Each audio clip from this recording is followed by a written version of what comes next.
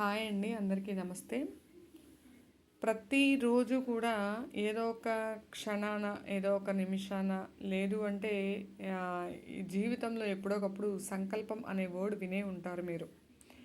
ఈ సంకల్పం అనేది ఎంత స్ట్రాంగ్ అంటే, ఆ సంకల్పం అనేది ఏదైతే ఉందో అది పెట్టుకున్న మనిషి ఎవరైతే ఉన్నారో ఆ మనిషి దాన్ని రీచ్ అవుతారు. అంటే ఒకరు ఇల్లు కట్టుకోవాలని సంకల్పించుకుంటే ఇల్లు కట్టి తీరతారు అంతే.